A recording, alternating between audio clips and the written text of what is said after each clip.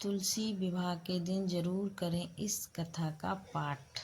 धार्मिक मान्यताओं के अनुसार भगवान शालिग्राम और माता तुलसी का विवाह करने से वैवाहिक जीवन सुखमय हो जाता है।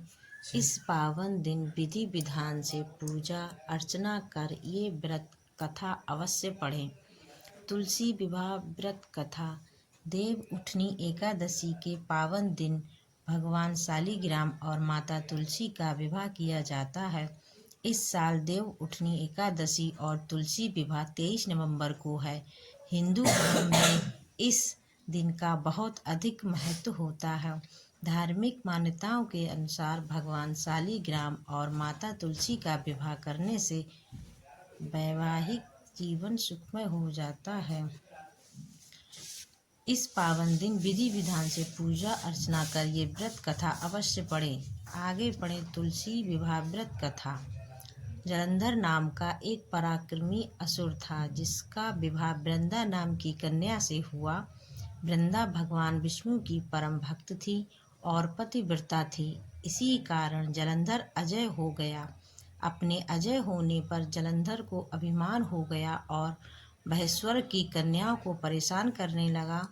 दुखी होकर सभी देवता भगवान विष्णु की शरण में गए और जलंधर के आतंक को समाप्त करने की प्रार्थना करने लगे। भगवान विष्णु ने अपनी माया से जलंधर का रूप धारण कर लिया और छल से वृंदा के पतिव्रत धर्म को नष्ट कर दिया। इससे जलंधर की शक्ति क्षीण हो गई और वह युद्ध में मारा गया। जब वृंदा को भगवान विष्णु के छल का पता चला तो उसने भगवान विष्णु को पत्थर का बन जाने का शाप दे दिया।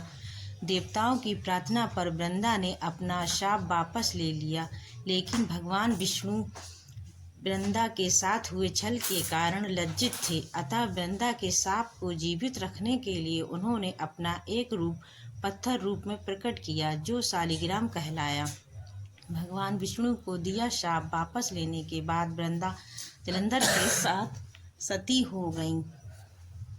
वृंदा के राख से तुलसी का पौधा निकला। वृंदा की मर्यादा और पवित्रता को बनाए रखने के लिए देवताओं ने भगवान विष्णु के शालिग्राम रूप का विवाह तुलसी से कराया। इसी घटना को याद करने के लिए प्रतिवर्ष कार्तिक शुक्ल एकादशी यानी देव प्रबोधनी एकादशी के दिन तुलसी का विवाह शालिग्राम के साथ कराया जाता है। शालिग्राम पत्थर गंडकी नदी से प्राप्त होता है। भगवान विष्णु ने वृंदा से कहा कि तुम अगले जन्म में तुलसी के रूप में प्रकट होगी और लक्ष्मी से भी अधिक मेरी प्रिय रहोगी।